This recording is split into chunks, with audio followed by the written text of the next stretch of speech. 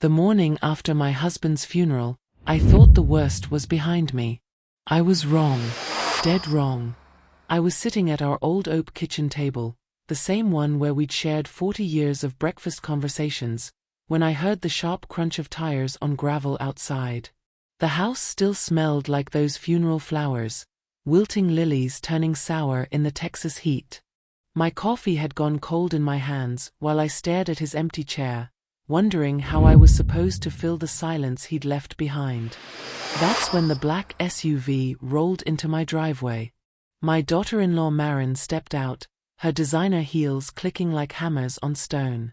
She wore sunglasses so big they could hide a guilty conscience. Two men in expensive suits followed behind her like shadows with briefcases. I opened the front door before she could knock. "Maren," I said, my voice still hoarse from 3 days of crying.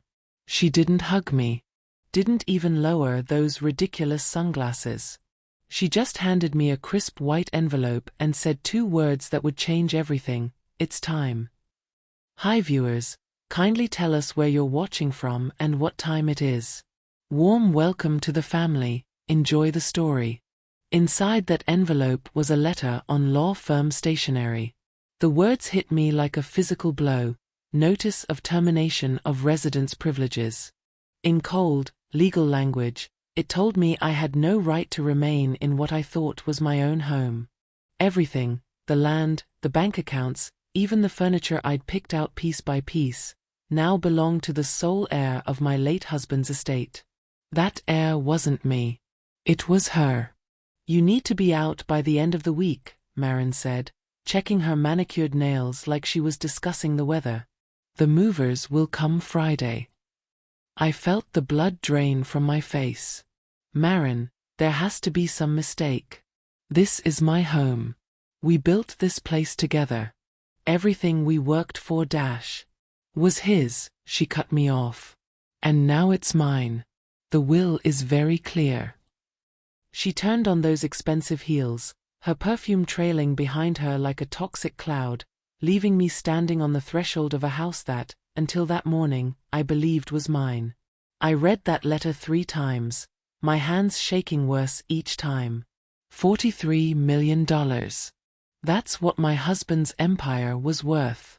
The oil investments, the real estate, the business deals I'd helped him navigate through late-night phone calls and early morning strategy sessions. All of it, according to this letter, belonged to my daughter-in-law. The woman who'd married my son 8 years ago. The woman I'd welcomed into our family with open arms. The woman I'd called daughter when my own son died in that car accident 5 years back. That night, I wandered through the halls of my home barefoot, touching walls I'd painted with my own hands. I traced the grooves on the banister where my little boy's fingers used to clutch when he was learning to walk.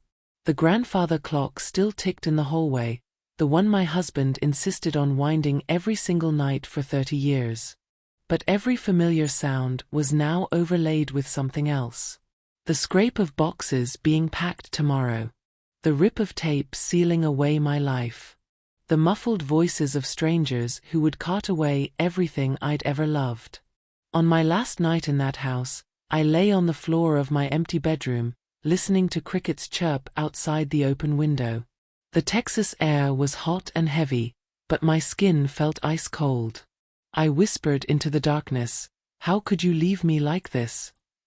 But I wasn't sure if I was talking to my dead husband or to God. Because 4 days later, I'd discover something that would change everything. Hidden in a box of papers I managed to grab in my desperate rush to pack, I'd find documents that proved this betrayal ran deeper than I ever imagined. Documents that showed someone had been very, very busy rewriting my husband's final wishes. Someone who thought they were smart enough to erase me completely. They were wrong. What would you do if someone you trusted like family suddenly kicked you out of your own home and stole everything you'd worked for? Drop your thoughts in the comments below. 25 years ago, my husband brought me to this empty plot of Texas land and said, "This is where we'll build our forever." I laughed because all I could see were weeds and red dirt. But he had vision. He always had vision.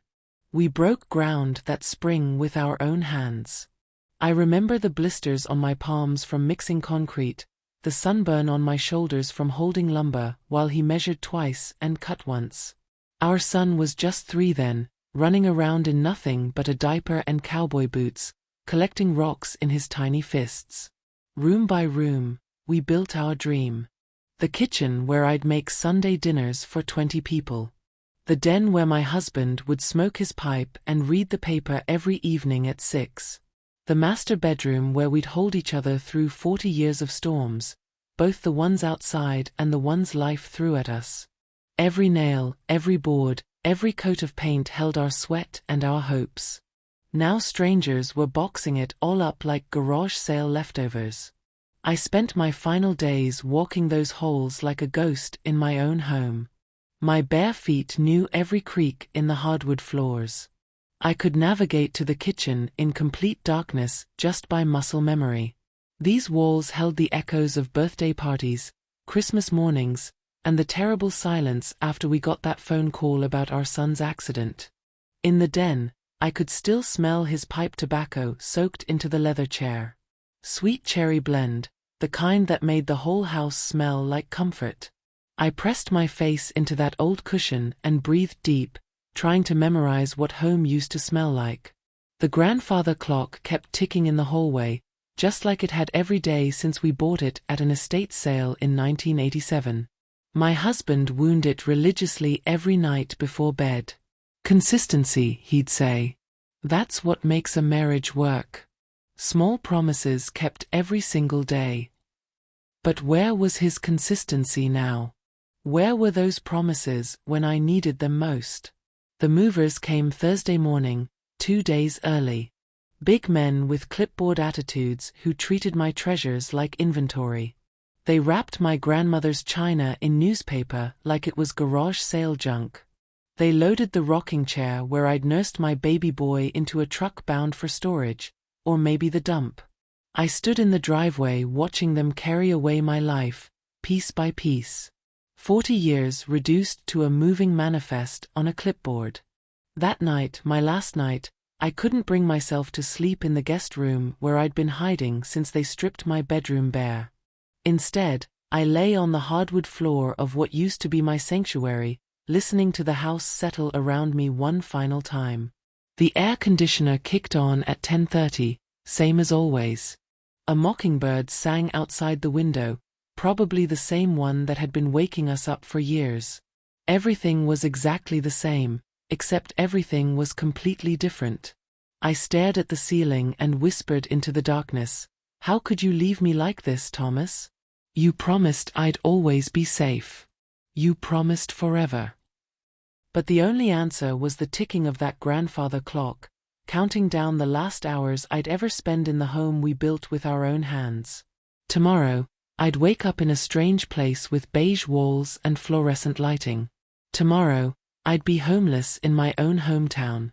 Tomorrow, I'd start over at 62 with nothing but one cardboard box of papers and a heart full of questions. But tonight, I was still home. And tonight, I was going to figure out how the hell my daughter-in-law had stolen my entire life. Because something wasn't right about this. Something in my gut told me Thomas would never do this to me. Not after everything we'd been through. Not after 40 years of small promises kept every single day. I just had to find the proof. What's the most precious thing you'd fight to keep if someone tried to take it away? Let me know in the comments below, and don't forget to subscribe so you don't miss what happens when I discover the shocking truth about my husband's will. The Riverside Gardens apartment complex wasn't the worst place I'd ever seen, but it sure wasn't home. Unit 247 came furnished with the kind of furniture nobody chooses. Beige couch, beige walls, beige carpet that probably hadn't been cleaned since the Clinton administration. The fluorescent light in the bathroom flickered like a dying firefly. The air smelled like other people's cooking and industrial cleaning supplies. When I ran the water, the pipes groaned like they were in pain. This was my new reality. From a 4,000 square foot custom home to a one-bedroom box that barely fit my shadow. I sat on that ugly couch for 3 days straight, eating crackers from the sleeve and wondering how a person rebuilds a life from nothing. Every time the phone rang, I hoped it was someone telling me this was all a horrible mistake. But it was just telemarketers and sympathy calls from people who didn't know what to say. On the 4th day, I finally found the strength to unpack the one cardboard box I'd managed to save from the move. Most of it was junk, old Christmas cards, receipts from grocery stores that didn't exist anymore, photos of birthday parties and family vacations when we still had a family to vacation with. But at the bottom, underneath a stack of yellowed bank statements, my fingers found something interesting. A thin manila folder, sealed with a rusty paperclip. On the tab, written in my husband's unmistakable chicken scratch handwriting, were 3 words that made my heart skip: Trust Revised Drafts. I opened it with trembling hands. Inside were documents I'd never seen before. Legal papers with fancy letterhead and lots of big words. But as I read through them, one thing became crystal clear. These weren't the final versions that Marin's lawyers had presented to the court. These were drafts. Working copies. Practice runs. And in every single one of them, my name was listed as the primary beneficiary. Not Marin. Me. Page after page showed my husband's true intentions. The oil investments, the real estate portfolio, the business partnerships, all of it was supposed to come to me, his wife of 40 years. Some pages had handwritten notes in the margins, things like "Make sure Delphine is taken care of," and "She deserves security after all she's sacrificed." My hands were shaking so hard I could barely hold the papers. Date after date, revision after revision, all pointing to the same conclusion: Thomas never intended for Marin to inherit his fortune. So what the hell had happened between these drafts and the final will? I spread the documents across my kitchen table, if you could call that particle board disaster a kitchen table, and studied them like a detective. Some were typed, others handwritten. Some had official stamps, others were just notes scribbled on legal pads. But they all told the same story. The real story. The one where I wasn't thrown away like yesterday's garbage. I found myself laughing through tears, which probably made me look crazy to anyone peering through these paper-thin walls. But for the first time since this nightmare began, I felt something other than grief and betrayal. I felt hope. And I felt something else too. Something harder and sharper than hope. I felt angry. Someone had changed my husband's will. Someone had erased me from my own life story and replaced me with Marin. Someone had stolen not just my inheritance, but my husband's final wishes. This wasn't just about money anymore. This was about truth. This was about honor. This was about making sure the man I loved for 40 years got to speak his true intentions from the grave. But I couldn't fight this battle alone.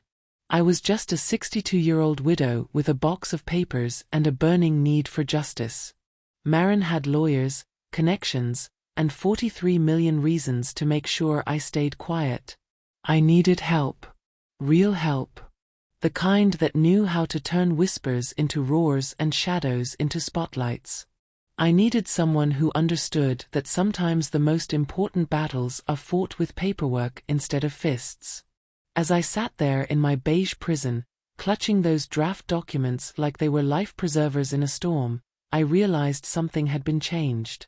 Something had been erased. But erasers work both ways.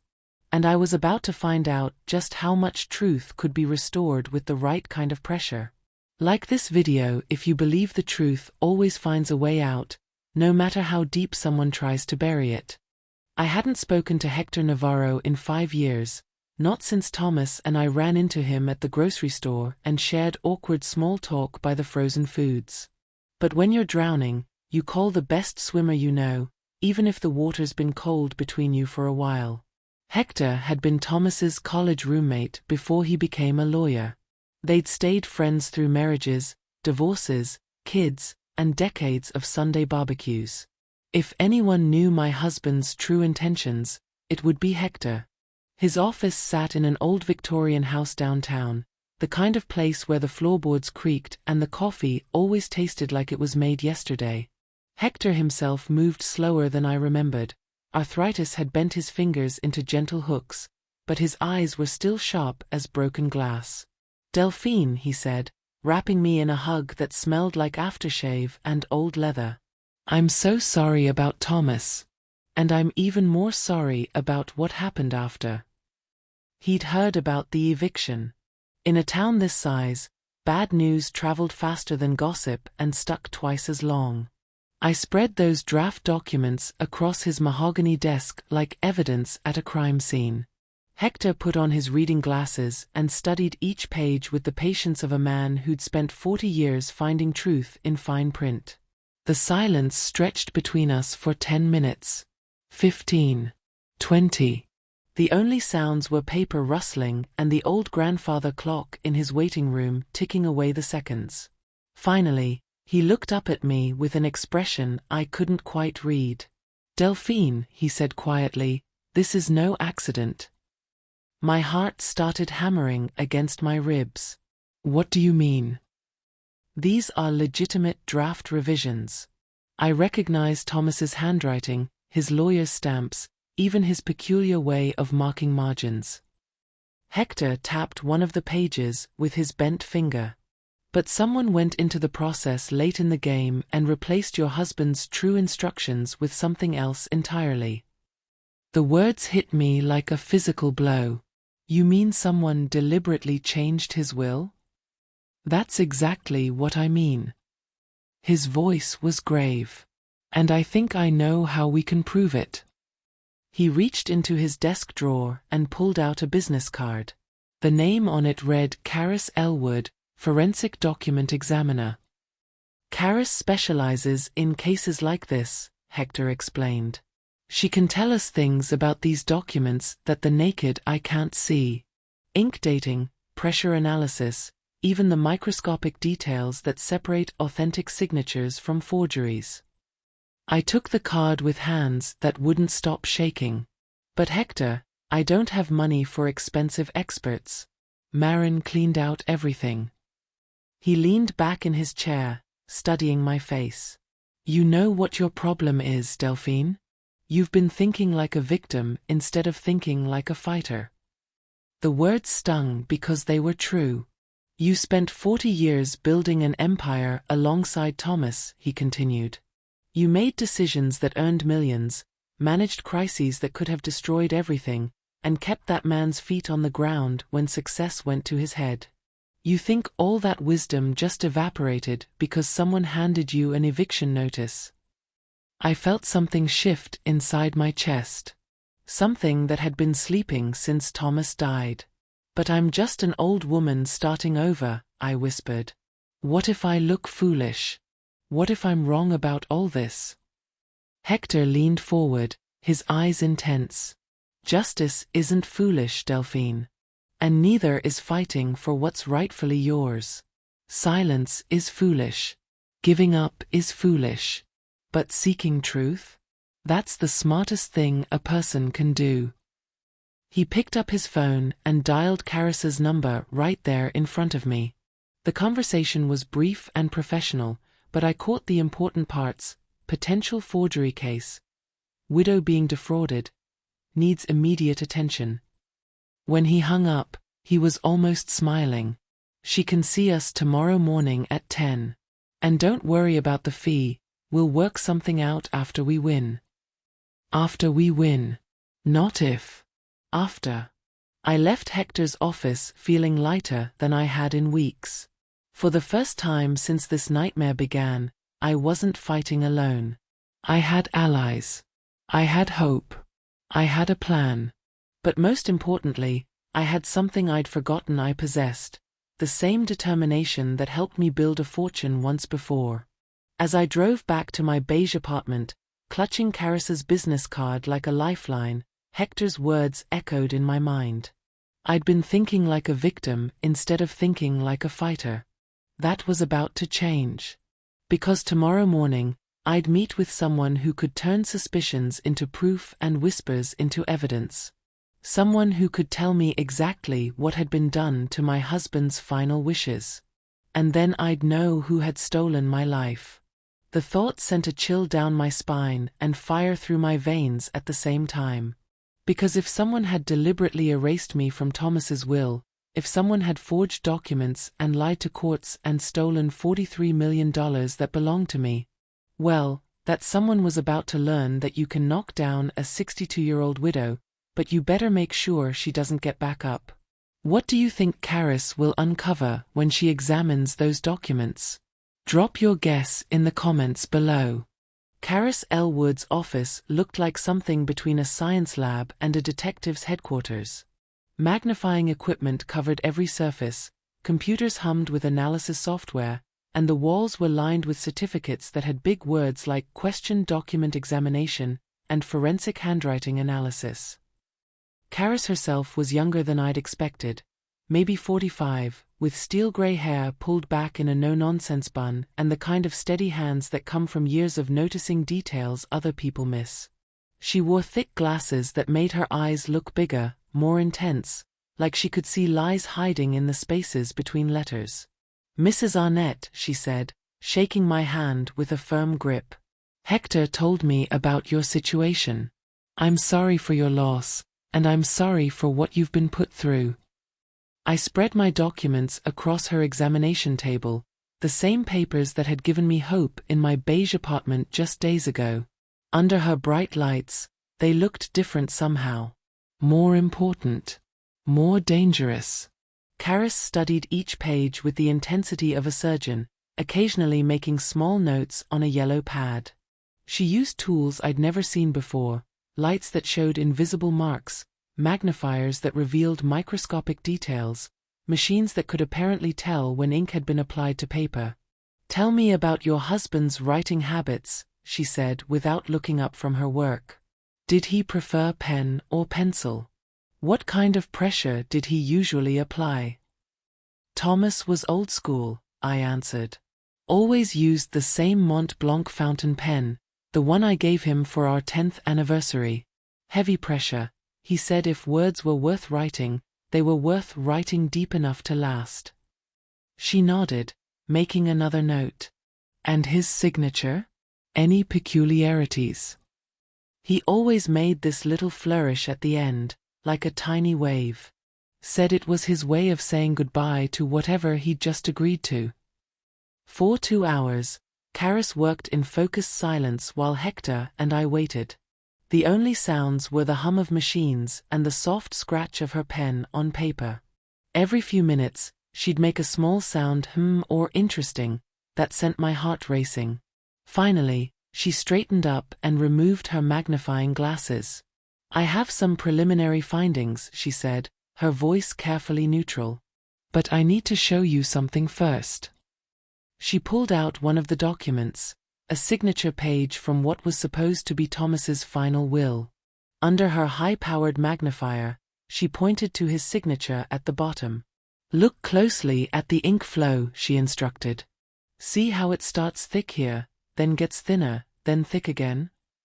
I squinted through the magnifier. "I see it, but I don't understand what it means." "It means hesitation," Karis said grimly. "When someone writes their natural signature, the ink flow is consistent. They know exactly how their name feels on paper. But this..." She traced the signature with her finger without touching it. "This shows microscopic pause marks. Someone was carefully tracing letters they weren't familiar with." My blood turned to ice water. "You're saying someone forged my husband's signature?" "I'm saying this signature shows all the classic markers of careful imitation rather than natural writing." She moved to her computer and pulled up a digital analysis. "But that's not the most damning evidence." She opened another file on her screen, something that looked like a timeline with dates and codes. "This is metadata analysis from the typed portions of the documents," she explained. "Every digital document carries invisible information about when it was created, when it was edited, and even what computer was used." The timeline showed a series of dates, with most of the activity clustering around a period about 6 months before Thomas's death. Normal stuff, probably when he was working with his lawyer on estate planning. But then there was an anomaly. A cluster of edits that happened just 2 weeks before he passed away. These final revisions, Karis said, pointing to the screen, were made when your husband was already in the hospital, correct? Too weak to sign documents or make major decisions. My throat felt like sandpaper. He could barely hold a water cup those last weeks, let alone use a computer or sign legal papers. Yet according to this metadata, someone was very busy editing his will during that exact time period. Changing beneficiaries, altering distribution instructions, essentially rewriting his final wishes while he lay dying. The room started spinning around me. Someone had been actively stealing my inheritance while I sat by my husband's bedside, holding his hand and telling him everything was going to be okay. There's more, Karis continued, her voice gentle but relentless. The handwritten margin notes show similar hesitation patterns to the signature. And the notarization stamps. She shook her head. Let's just say they raise serious questions about authenticity. Hector leaned forward in his chair. Can you prove all this in court? With the right preparation and additional analysis, yes. This is a clear case of document fraud, possibly involving forgery, false notarization, and deliberate misrepresentation of a deceased person's wishes. I felt something crack open inside my chest, not breaking apart, but breaking open. Like an egg releasing something that had been waiting to be born. So you're telling me, I said slowly, that while I was grieving my husband's death, someone was systematically stealing everything we'd built together? That's exactly what I'm telling you, Karis replied. And based on the timeline and the sophistication of these alterations, whoever did this had intimate knowledge of your husband's estate planning process. They knew exactly what to change and when to change it. The implication hung in the air like smoke from a fire that was just beginning to catch. Someone close to our family had orchestrated this theft. Someone who had access to Thomas's legal documents, his personal information, his final vulnerable weeks in the hospital. Someone who smiled at his funeral while secretly celebrating the success of their con. As we left Karis's office that afternoon, armed with preliminary evidence that could blow this case wide open, I realized something had fundamentally changed inside me. The scared, confused widow who'd been living on crackers in a beige apartment was gone. In her place was someone harder. Someone who understood that quiet, methodical investigation could be more powerful than screaming or crying or begging. Someone who was about to make a very big mistake in underestimating a 62-year-old woman with nothing left to lose and everything to fight for. Because now I had proof that someone had stolen my husband's dying wishes. And tomorrow, I was going to start the process of taking everything back. Share this video if you believe no one, no matter how powerful or connected, is above facing consequences for fraud and theft. The courthouse steps felt like climbing Mount Everest in high heels, but I made it to the top with Hector beside me and a briefcase full of evidence that could change everything. We were filing for an emergency injunction, fancy legal words that basically meant, stop the thief before she runs away with everything. If the judge granted our request, Maren wouldn't be able to touch another penny of what she'd stolen until we could prove our case in court. If the judge didn't grant it, well, $43 million could disappear pretty quickly into offshore accounts and shell companies. Inside the courtroom, Maren's legal team was already set up like they owned the place.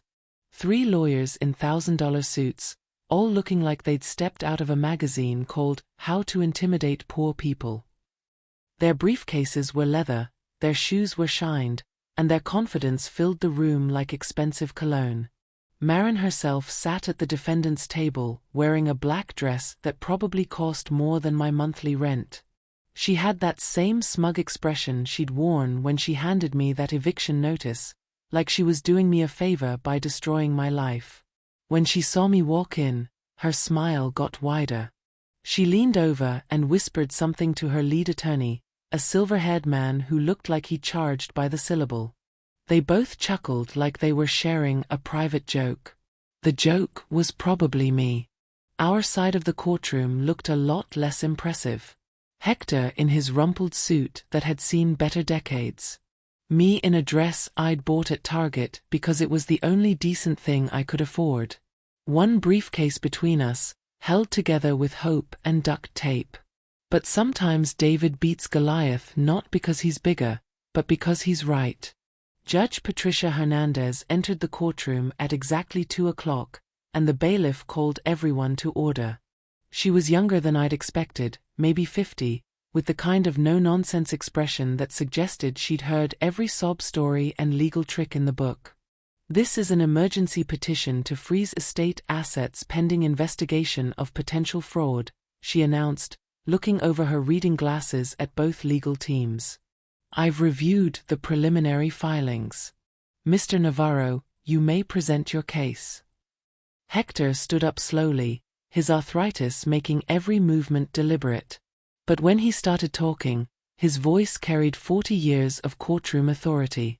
Your Honor, we have evidence that Mrs. Delphine Arnett was systematically defrauded out of her rightful inheritance through forged documents, falsified signatures, and deliberate manipulation of her deceased husband's estate planning process. Marin's attorney immediately objected. Your Honor, this is nothing more than a grieving widow's desperate attempt to overturn a legally executed will. The estate has been properly probated, and my client has acted entirely within her legal rights as sole beneficiary. But Judge Hernandez held up her hand for silence. I'll hear the evidence before I make any determinations. Mr. Navarro, proceed. Hector presented our case methodically. The draft documents showing Thomas's true intentions. The metadata proving someone had edited his will while he was dying in the hospital. The forensic analysis revealing forged signatures and suspicious notarizations. With each piece of evidence, I watched Marin's confidence crack just a little. Her smile got tighter. Her whispers to her lawyers got more urgent. When Hector finished, the courtroom was dead silent except for the scratch of the judge's pen on her notes. Based on the evidence presented, Judge Hernandez finally said, I find sufficient grounds for concern about the authenticity of the disputed will. Therefore, I am granting a temporary restraining order freezing all estate assets until this matter can be fully investigated. The gavel came down like thunder. For the first time since this nightmare began, I felt something I'd almost forgotten existed, victory. It was small, it was temporary, but it was real. Marin's face went white as her lawyers scrambled to process what had just happened. She couldn't touch the bank accounts. Couldn't sell the properties. Couldn't move money around or make it disappear. For the first time in months, she was trapped instead of me. As we left the courtroom, Hector squeezed my arm. This is just the beginning, Delphine. The real fight starts now. But I was ready for a real fight. I'd been ready my whole life, I just didn't know it until someone tried to erase me. That evening, I was heating up a microwave dinner in my beige kitchen when someone knocked on my door. Through the peephole, I saw Marin standing in my hallway, alone this time. No lawyers, no bodyguards, no expensive entourage. She was smiling, but it wasn't the confident smile from this morning. This smile had sharp edges and desperate corners. I opened the door but kept the chain latch engaged. Hello, Marin, I said calmly. Come to serve me with more legal papers? Actually, she said, her voice honey-sweet with just a hint of venom, I came to make you an offer. A generous one. She held up a check, waving it like a white flag. Even through the door crack, I could see it was made out for $2 million. This could all go away, she continued.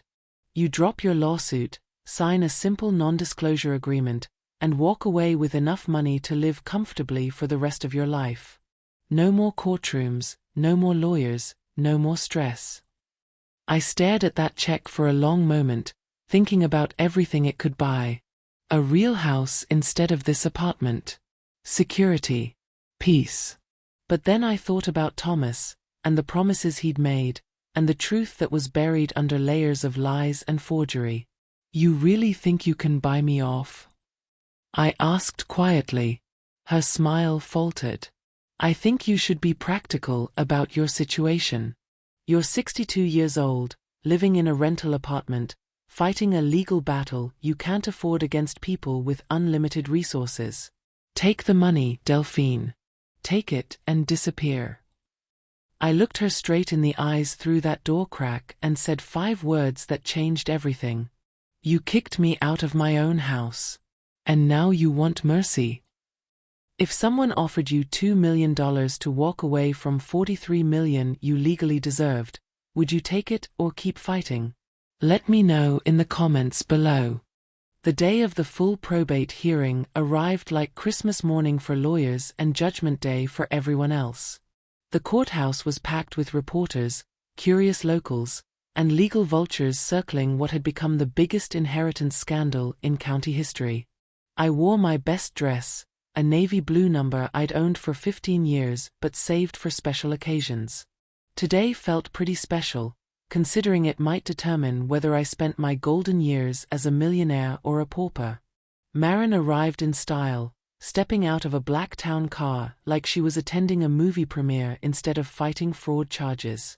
She wore white, an interesting choice that seemed designed to suggest innocence. Her legal team flanked her like Secret Service agents, all sharp suits and sharper briefcases. But something was different about her today. The cocky confidence from our previous encounters had been replaced by something tighter around the edges. She kept checking her phone, whispering urgently to her lawyers, glancing toward the courtroom doors like she was expecting bad news to walk in. Maybe she was finally starting to understand that stealing $43 million leaves a paper trail, and paper trails have a nasty habit of leading straight back to the thief. Judge Hernandez called the court to order, and the circus began. Maren's lead attorney went first, painting me as a bitter widow trying to overturn legitimate legal documents out of spite and greed. He talked about how Thomas had clearly intended to leave everything to his daughter-in-law, how the will had been properly executed and witnessed, how I was just unable to accept my husband's final wishes. It was a good performance. Professional, polished, and about as truthful as a politician's campaign promise. Then it was our turn. Hector called Karis to the witness stand, and she proceeded to destroy their case with the calm precision of a surgeon removing a tumor. She explained the metadata analysis, showing exactly when someone had edited Thomas's will while he lay dying. She demonstrated the microscopic hesitation marks that proved his signature had been forged. She presented enlarged photographs of the questionable notarizations, pointing out inconsistencies that only a trained expert would notice. With each revelation, the courtroom grew quieter. Reporters scribbled notes. The judge leaned forward in her chair. And Maren's face got paler and paler, like someone was slowly draining the blood from her body. But Karis wasn't finished. "Your Honor," she said, holding up a document I'd never seen before, "yesterday we received additional evidence that ties this fraud directly to the defendant." My heart nearly stopped. Additional evidence? "This is a computer hard drive recovered from Thomas Arnett's home office," Karis continued. "Forensic analysis shows that someone accessed his estate planning files multiple times in the weeks before his death, making unauthorized changes from his personal computer." She clicked a button on her laptop, and a screen appeared showing computer login records, timestamps, and file access histories. The user accessing these files was not Thomas Arnett, who was hospitalized during this entire period. The access came from someone who knew his passwords, someone familiar with his filing system, someone with intimate knowledge of his estate planning process. The courtroom was dead silent except for the hum of the air conditioning and the scratch of the court reporter's keys. "Based on the IP address tracking and user behavior analysis," Karis said, looking directly at Maren, These unauthorized changes were made from the defendant's home computer. The silence that followed was so complete you could have heard a pin drop in the parking lot. Marin's lawyers were frantically whispering among themselves, shuffling papers, making the kind of urgent gestures that suggested their carefully constructed defense had just collapsed like a house of cards in a hurricane. Judge Hernandez studied the evidence for what felt like an hour but was probably only 5 minutes. "Ms. Valdez," she said, addressing Marin directly, "do you wish to respond to these allegations?" Marin stood up slowly, her white dress suddenly looking less like innocence and more like a surrender flag. "Your Honor," she said, her voice barely above a whisper, I would like to request a recess to consult with my attorneys." But Judge Hernandez wasn't in a patient mood. "Based on the evidence presented today," she announced, "I find probable cause to believe that Thomas Arnett's will was fraudulently altered without his knowledge or consent. I am therefore invalidating the disputed will and ordering a full investigation into potential criminal charges." The gavel came down like thunder, but this time it wasn't just a temporary victory. This was the real thing. The courtroom erupted. Reporters rushed for their phones. Marin's lawyers packed their briefcases with the speed of people running from a burning building. And Marin herself just stood there in her white dress, looking like someone who'd just watched their entire world crumble into dust. As I left the courthouse that day, surrounded by reporters asking how it felt to win back my fortune, I realized something important. This wasn't really about money. This was about truth. This was about making sure that when good people die, their final wishes are honored instead of buried under lies. But the story wasn't over yet. Because that night, I got a phone call that would change everything one more time. It was Marin, and she was crying. Make sure you're subscribed and hit the notification bell, because what happened next will show you that sometimes the people who hurt you the most are the ones who end up needing your mercy. The phone rang at 11:30 that night, jarring me out of the first peaceful sleep I'd had in months. I almost didn't answer it. Who calls at that hour with good news? But something made me pick up. "Delphine." The voice was shaky, broken, barely recognizable. It was Marin. "Please don't hang up," she said quickly, like she knew I was about to. I need to talk to you." I could hear her crying, not the fake tears of someone trying to manipulate a situation, but the raw, ugly sobbing of someone whose world had just collapsed. "What do you want, Marin?"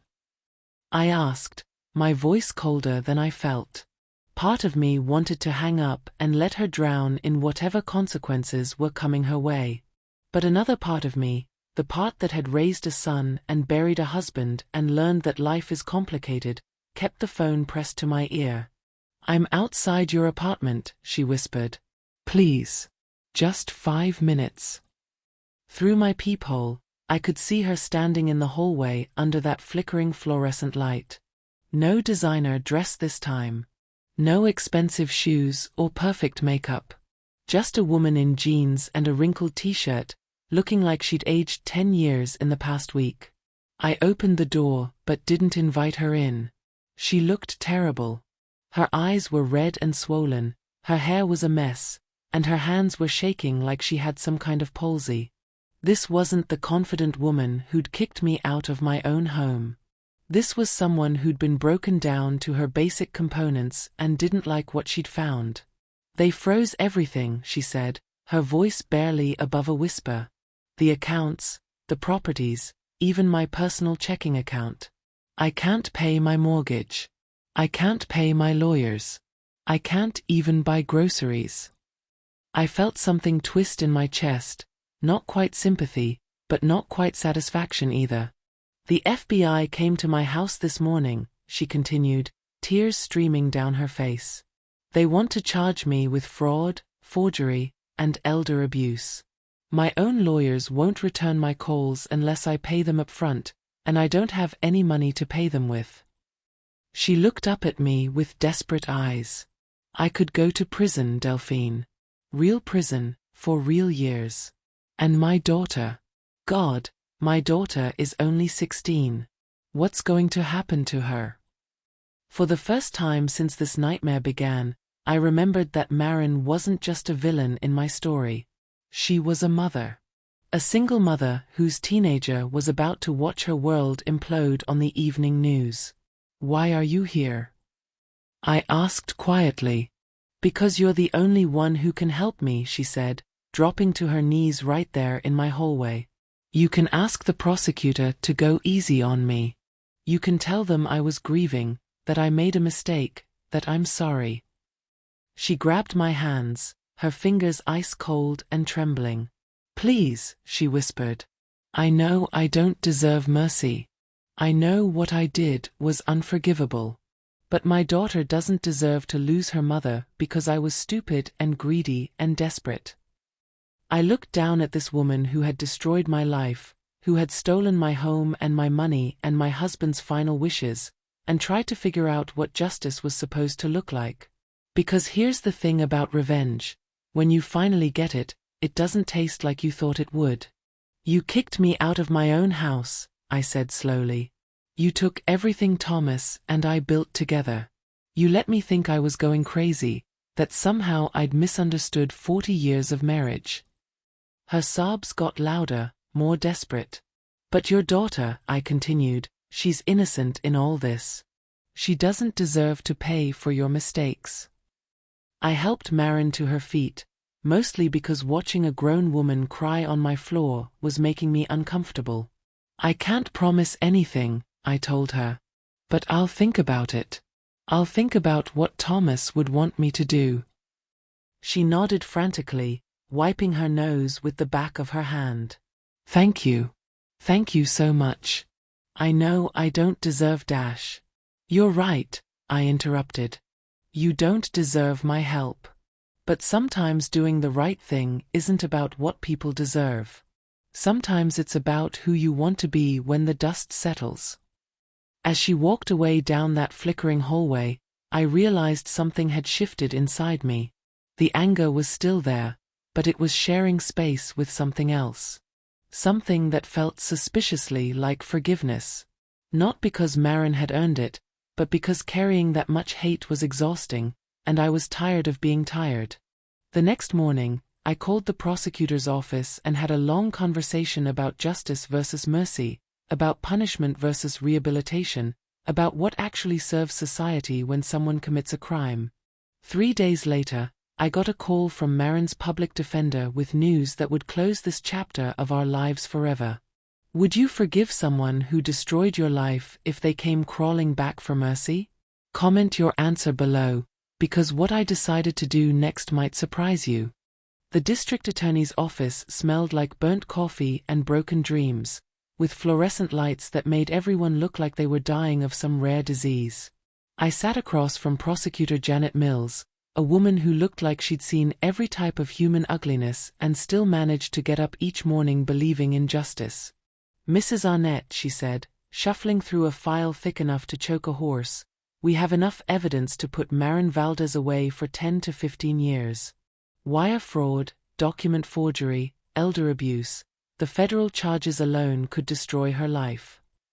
I nodded, feeling the weight of someone else's future sitting heavy in my chest.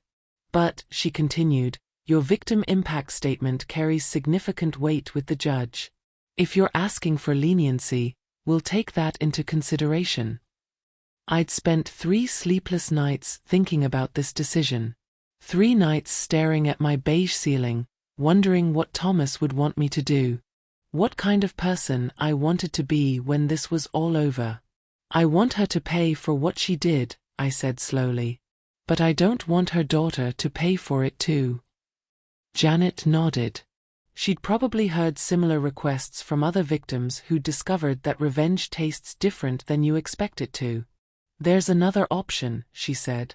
"Full restitution, community service, probation, and a suspended sentence contingent on her staying out of trouble. She'd have a criminal record, but she wouldn't go to prison unless she violated the terms." It wasn't everything I could have asked for, but it was something Thomas would have understood. He'd always believed in second chances, even for people who probably didn't deserve them. What about the money? I asked. Every penny gets returned to you, plus interest and penalties. The house, the accounts, the investments, everything goes back to its rightful owner. 2 weeks later, I stood in Judge Hernandez's courtroom one final time as Marin pled guilty to federal fraud charges. She looked smaller than I remembered, like someone had let all the air out of her confidence and left behind just a scared woman in a cheap suit. When it came time for my victim impact statement, I kept it short. Marin Valdez stole more than my money, I told the judge. She stole my sense of security, my faith in family, and my husband's final wishes. But I've learned something through all this. Justice isn't just about punishment. It's about making things right. I looked directly at Marin, who couldn't meet my eyes. I hope she uses this second chance to become the kind of person her daughter can be proud of. The judge sentenced her to 5 years probation, 2,000 hours of community service, and full restitution. No prison time, but a felony record that would follow her for the rest of her life. As we left the courthouse, Marin caught up with me on the steps. "Delphine," she said quietly, "I know I can never make up for what I did to you. But I want you to know, I'm grateful. For the mercy. For the second chance." I looked at this woman who had once been my daughter-in-law, who had shared Christmas dinners at my table and called me mom, who had fallen so far from grace that she'd ended up stealing from the people who loved her. "Don't be grateful to me," I told her. "Be grateful to your daughter. She's the reason you're not in prison right now." 3 months later, the estate was finally settled. $43 million, minus legal fees and court costs, but still more money than most people see in several lifetimes. I bought a modest house, nothing like the mansion Thomas and I had built together, but big enough for me and small enough to feel like home. I set up a college fund for Marin's daughter, because children shouldn't suffer for their parents' mistakes. And I established a foundation to help other elderly people who'd been financially abused by family members. Because here's what I learned: money can be stolen, but character can't. Houses can be taken away, but home lives in your heart. And sometimes the most powerful thing you can do to someone who's wronged you is refuse to let their actions turn you into someone you don't want to be. The rest I put in a trust, with clear, simple language that even a first-year law student couldn't misinterpret. Thomas's real wishes, finally honored. His true legacy, finally preserved. Not because I needed the money to be happy, but because the truth deserved to win. Like and share this video if you believe karma always finds its way back around, even when it takes longer than we'd like. I'm sitting in my new kitchen this morning, drinking coffee from a mug that actually belongs to me, watching sunrise paint my small garden gold through windows that no one can take away from me. It's been 6 months since the legal battle ended, and I'm finally starting to feel like myself again. The house isn't much compared to what Thomas and I built together. 3 bedrooms instead of 8, 1 bathroom instead of 5, a yard you could mow with scissors instead of acres that required a riding mower. But it's mine. Truly, legally, permanently mine. And that makes all the difference. Yesterday, I got a letter from Marin. She's working at a non-profit now, helping senior citizens navigate Medicare paperwork and avoid financial scams. The irony isn't lost on either of us. Her community service turned into a real job, and apparently she's good at it. Good at protecting people from the kind of predators she used to be. Her daughter got into college with a full scholarship. Smart kid, thank God. She sent me a graduation photo with a note that said, "Thank you for giving my mom a second chance to be better." Sometimes the best revenge is watching someone become worthy of the mercy you gave them. I've learned things about myself through all this that I never expected to know. I learned that grief can sharpen into something useful if you let it. I learned that quiet investigation can be more powerful than loud outrage. I learned that family isn't always blood, and blood isn't always family. Most importantly, I learned that legacy isn't just about money or property or who gets what when you die. Legacy is about truth. Legacy is about the example you set when everything goes wrong. Legacy is about whether you let betrayal turn you bitter or whether you use it to become stronger, kinder, more determined to make the world a little more just. Thomas used to say that life is like building a house. You can't control the weather, but you can control the foundation. For 40 years, we built our foundation on trust, hard work, and keeping our word. When the storm came, when someone tried to tear down everything we'd constructed, that foundation held strong enough for me to rebuild. The money is nice, don't get me wrong. Security matters when you're 62 and starting over. But what matters more is knowing that when someone tried to erase me from my own life story, I refused to disappear. I documented. I persisted. I revealed. And when the truth finally came to light, it didn't need an audience to be real. But having one made it feel pretty powerful. I keep Thomas's picture on my kitchen table now, right where I can see it every morning. In the photo, he's smiling that crooked grin that made me fall in love with him 43 years ago.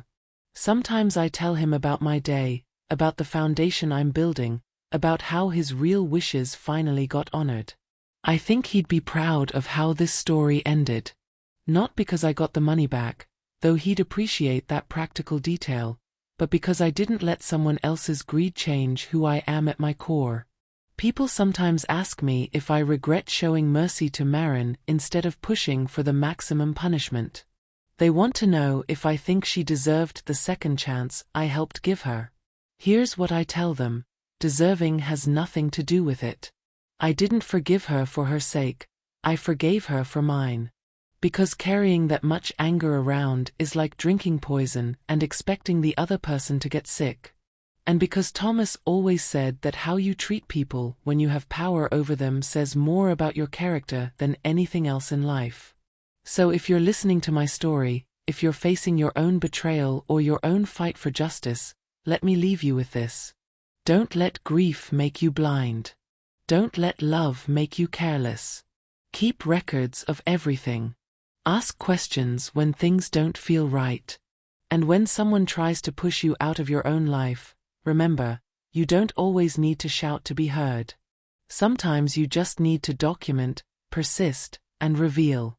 Because justice, when it finally arrives, doesn't need an audience to be real. But when it does have one, oh, how powerful it becomes. Marin thought she could erase me with ink and signatures and legal documents.